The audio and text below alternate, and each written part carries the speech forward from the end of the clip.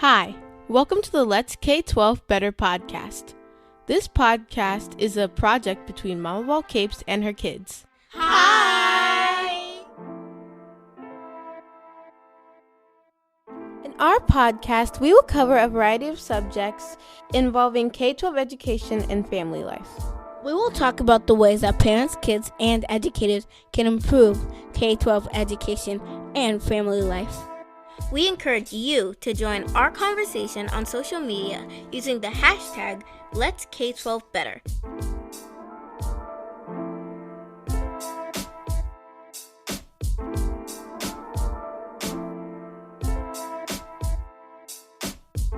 Let's jump into episode 19 of the Let's K12 Better podcast.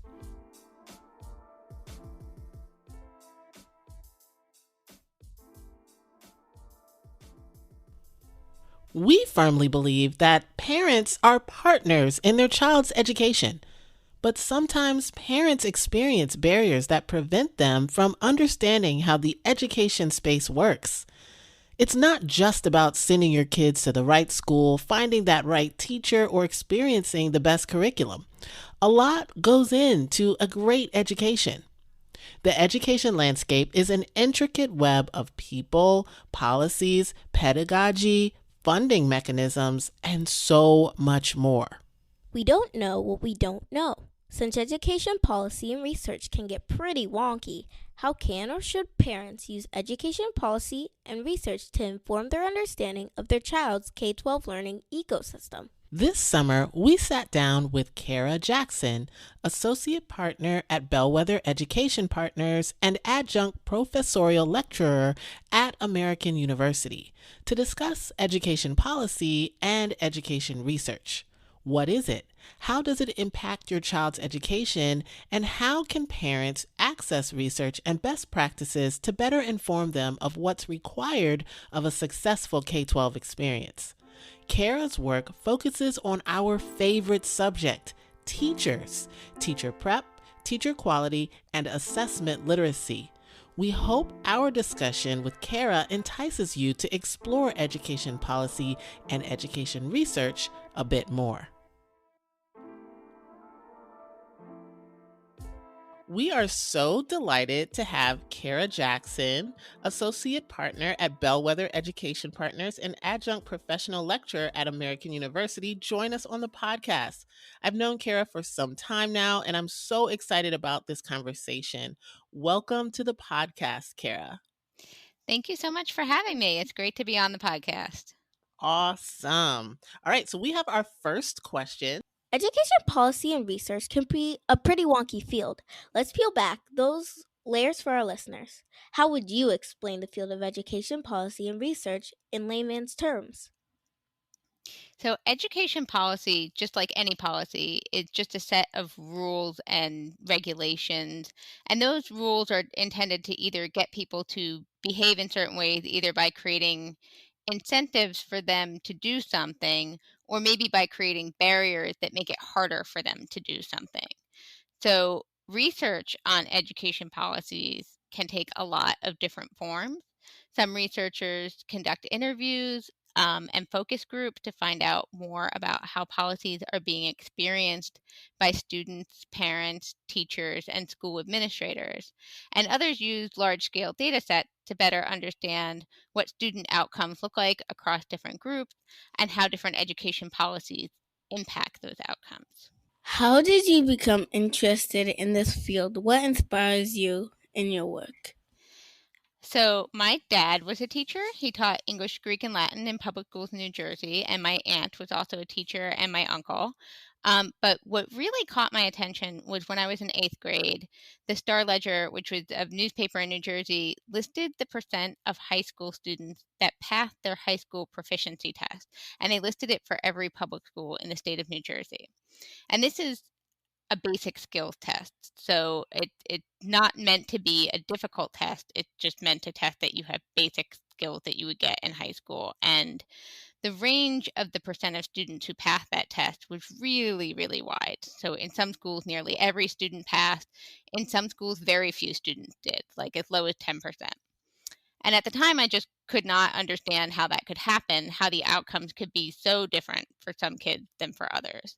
And so ever since then, I've been learning a lot more about how those disparities come to be, and it goes way beyond what's happening inside school buildings. There are all kinds of factors like pollution and water quality, housing instability, systemic racism, food insecurity, and all of those things can affect student performance. So some students and the schools that serve them are dealing with a lot more challenges than others. And that's not an excuse, it's just an acknowledgement that there are real societal problems that contribute to what we see in school outcomes. And so when we think about what schools can do, more and more we see that schools are trying to provide a lot of different social services to support their students. So it sounds like you're kind of interested in like the investigative side of like why education does and does not work. Yes, that's true. Excellent. Your area of expertise includes teacher preparation and teacher quality. Can you summarize how teacher quality and teacher preparation impact schools? What have you discovered in your research? What are practical applications of your findings? So there actually aren't a whole lot of things that people in the field of education that researchers agree on, but there are two things that are pretty widely accepted. One is that teacher quality is considered the most important in-school resource for student outcomes. And the second is that new teachers tend to be less effective on average in terms of improving student achievement than more experienced teachers. So, teacher quality and teacher preparation are really essential to ensuring that schools are offering the best possible educational opportunities for students. And some of the work that I've done and research that others have done suggests that how effective teachers are is influenced by their environment. So, the quality of school leadership, professional development, opportunities to collaborate with their peers and receive feedback, all of those things can influence how effective a teacher is in the classroom. And then I would say there's really still a lot to learn about the best ways to approach teacher preparation. I recently co edited a book on teacher preparation, and there were some great examples of how preparation programs are collecting data on their teacher candidates to better understand student teaching placement sites and whether content area coursework is related to teachers' ability to enact specific teaching practices. So, are they enacting the practices that they're learning during their coursework? But it's also important to recognize that there are a lot of gaps in what we know and a lot of room for improvement. So we could be more strategic about where teachers do their student teaching, about which teachers they work with as the mentor and student teacher relationship, and make sure that they're learning from people who really exemplify great teaching. And then there's also a growing body of research on the value of a diverse teaching workforce. So I think a critical next step for researchers is to identify effective strategies for increasing teacher diversity. Very interesting stuff. Are there any spaces where parents can, either support, I guess, the best practices that you've discovered in your research? So I know in our local school system there are opportunities for parents to be involved at least a little bit in selecting school leaders, for example, and that the teachers in the school have some role in saying who their new colleagues will be. So I think advocating in those areas for the kinds of skills that you want teachers to have is important, and for the kinds of teachers that you want to see. Um, and then just like encouraging positive communication back and forth, I think is always important. Awesome. Excellent. All right, we'll go with our next question. Can you talk about bit about what you've learned from your research on school engagement with parents? What are the most important findings, and are there any actionable steps that schools or parents can take based on your research? Sure. So, Raquel Gonzalez and I looked at different ways that schools engage with parents and whether the relationship between school engagement and student outcomes depends on the socioeconomic status. Basically, whether this school has a lot of students who come from wealthier families or a school that has students that come from less wealthy families. The one thing that we found was that increasing communication from the school to the families was associated with better outcomes in schools with higher socioeconomic status, but not in schools with lower socioeconomic status. So that raises some questions about how effective is this communication? What happens when parents get information from a school? How do they process it? What steps do they take in response? And it seemed likely to us that more advantaged parents might have the resources to use that information in ways that benefit their children, and that less advantaged parents might not have flexible work schedules, or they might not be able to provide additional oversight with homework, or they might not be able to they might not be able to afford tutoring. So it's something for schools to think about when they're communicating with families. What is it that they want the parent to do, and how do you make that option accessible for all parents? So let them know about things like the homework hotline or other available resources. And then more recently, researchers have studied the impact of text messaging and other efforts to provide information about student performance, like informing parents about student grades or homework completion, and those appear to be promising in improving student outcomes. That's awesome. It just seems like the more that we can meet parents where they are, the better off our students are going to be. Yes. Yeah. Awesome. Awesome. How can or should parents use research like yours to inform their understanding of their K of their child's K-12 learning ecosystem? One thing I'd like parents to think about is to pay less attention to school proficiency rates, meaning the percent of students who are proficient or higher in math and English language arts, because that's the two subjects that we test annually, and pay more attention to measures of growth and other factors about the school. And the proficiency rates tend to tell you more about the relative affluence of a school than how effective it is in educating students. And this is hard to measure, but I think a strong learning ecosystem is one where everyone, from the superintendent down, really views themselves as learners, and that there are systems in place for everybody in the system to get feedback and then to act on that feedback. So, decision makers, whether they're on the Board of Education or they're teachers in the classroom or their parents helping their kids, they are using evidence to make the decisions that they make about how they go about interacting with students, and they're also incorporating feedback and research and developing policies accordingly. That's awesome. There's a lot of assessment. Like schools are essentially married to assessment, intertwined with assessment. Is there anything there where folks are beginning to look at different ways of collecting student data or different ways of measuring students that can better inform the ecosystem? Yeah, I definitely think there's a lot of interest in that. There are there are standardized assessments, but then there are also formative assessments that teachers can use in the classroom. And certainly since this year, I don't think any of the states are going to be administering their annual state assessments as planned.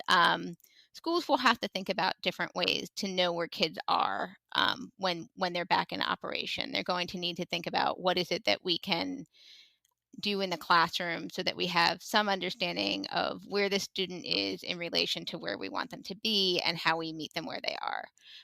And there are all kinds of things that teachers can do in their classroom to gather that information. You're a parent and you possess a ton of expertise when it comes to K 12 learning. How does this influence the way you look at K 12 education or the way that you approach educating your own child? It's interesting because my research often involves looking at achievement outcomes, and we were just talking about how much that's a big thing in schools. But as a parent, it really helps you appreciate the multidimensionality of teaching and school quality, because I want my child to enjoy going to school and to feel safe and loved as much as I want him to learn. So if a teacher was able to get her student to do really well on a state test but yelled at the kids all the time, I wouldn't feel great about that.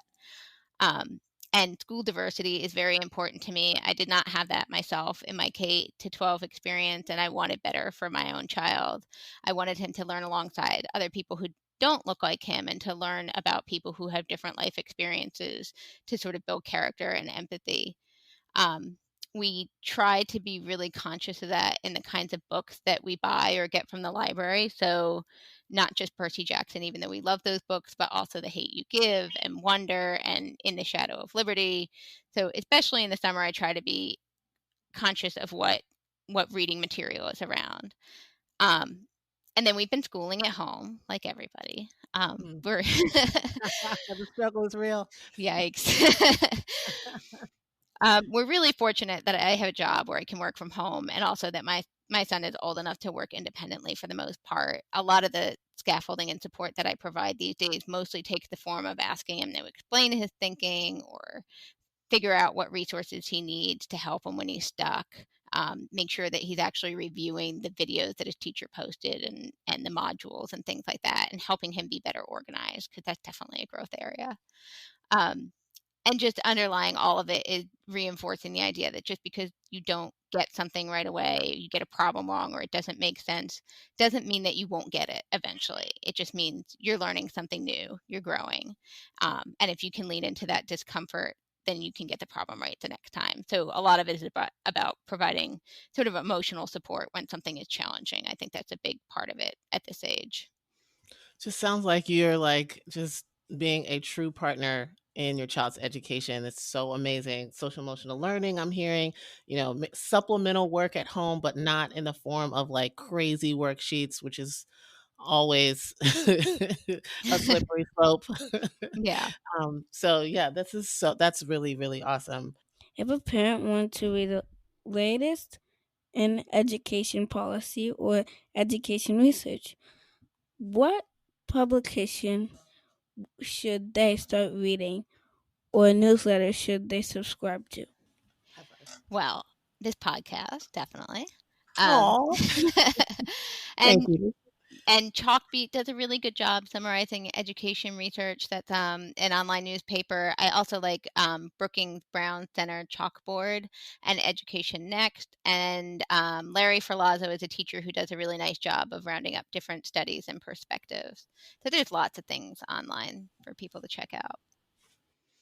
So it sounds like we will make a list, and we will make sure that that list of all of the awesome resources that you named are in the notes so that everyone can just keep coming back to them. Great. Yeah. Awesome. All right. Well, we have one more. This like flew by super fast, but it's so jam packed with so much awesome information. So, like, thank you so much for bringing your expertise. We have one more question. Yeah, do you have any research or publications coming out that you'd like to share or promote? Can you share a bit about what they cover? Sure. Yeah, so I co-edited a book that's coming out soon titled Assessment Education: Bridging Research Theory and Practice to Promote Equity in Student Learning. And it's framed around three myths about assessment. The first one is that assessments are just whether you get it or not. That assessment, in our thinking about this, assessment should really be about using evidence and feedback to move learning forward by adjusting learning strategies or next instructional steps. And the second myth is that assessment is just equal to test. So in our work, we've seen teachers gather evidence of learning through what students say, from student work, from all kinds of interactions that aren't necessarily like standardized assessments. And then the third is that assessments are only used by teachers. So we see this as assessment can provide valuable information to a variety of stakeholders. Actually, a not bad example of that is that even though our school district is pass fail this quarter, students can still see how many problems they got right on a quiz. And that's valuable information. It lets students and parents, as well as their teachers, know which problems you might need to revisit. So I'm really excited about the book because it was an opportunity to elevate the voices of classroom teachers and people working at the state and district level. And they have great suggestions on how to use assessments, whether in the classroom or in professional learning communities, in ways that are really in service of improving student learning. It's not about sorting students. It's much more about how can we move students forward. So one example of that is that Kim Walters Parker talks about using cognitive science principles in her reading intervention class by incorporating distributed practice, like spacing out your studying over time, which makes the information stick better in your long-term memory, and dual coding, which is note-taking with pictures and diagrams as well as words. And then Scott Reed, who is a physics teacher, he talks about how he uses assessment cards to get students to reflect on what they've learned and what questions they still have. And then he uses that information to inform the next day's lesson instead of waiting until the end of the week or the end of the month when he used to give them a bigger quiz. He tried to collect the information more frequently and make use of it in planning for the next day. Wow. Yeah. I feel like all of that is super duper interesting. And like parents are so confused about they care, they want to be involved, they want to be invested. They just don't really understand what is being measured, how they compare to other students, around them. Is my kid behind? Is my kid ahead? So when we understand how assessments are developed and how, what they're supposed to be measuring, I think we have a better understanding of how we can help our kids. Mhm. Yeah. Yeah. Yeah, and I think Oh, that's a big it can really help. It can be used to help shed light on what is going on at school and how you can support your student at home, or, how principals might need to support their teachers more. So just kind of like getting everybody on the same page about where we are and where we're going. Oh my goodness. This is so awesome. I have learned a ton today. I am super appreciative of you coming through and sharing your amazing knowledge with us. Again, we will make sure that we link all the links and share all the information so that people can come back and, just continue to reference as they grow in their partnership with their child's teacher so that their kid is just stronger. Cara, you are amazing. I am super thankful that you are in my network of people. And you know what? I think I'll be coming back around again to ask you more questions at some later date. But thank you for joining us today. Thank you, Amber. I had a great time. Yes. Thank you so much, Cara Jackson, for joining us on the podcast. If you enjoyed today's interview, we encourage you to follow Cara on Twitter at Cara_Jackson. When we better understand the relationship between education policy and a child's education, we better understand how we can solve some of the most pressing issues that impact the classroom and the education landscape. Find links to all that was mentioned in this interview in the show notes. If you have any cool epiphanies you'd like to share, please leave them in the comments or share with us on social media. Each episode, we will share quotes that we find inspirational.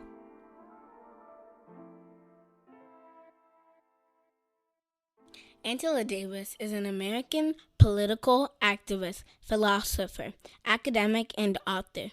Her quote, "I am no longer accepting the things I cannot change.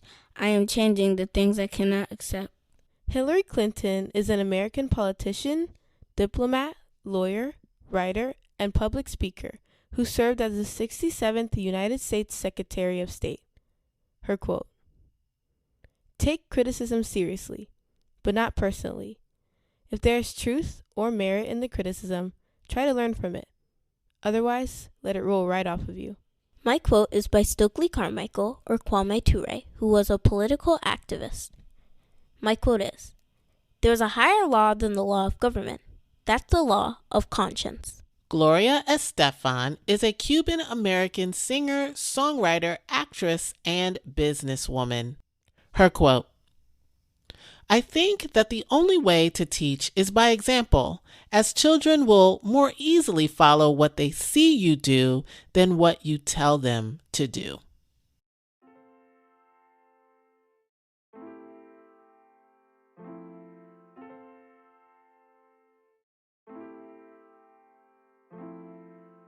Thank you for listening to the Let's K12 Better podcast. If you enjoyed this episode, please rate, review, and subscribe. We want to hear from you. Connect with us on social media at Let's K12 Better on all social media platforms, or connect with me on Twitter and Instagram at Mom of All Capes. You can find our podcast on your favorite podcasting app. And don't forget to rate and review this podcast. Your stars help us go far. See you next time.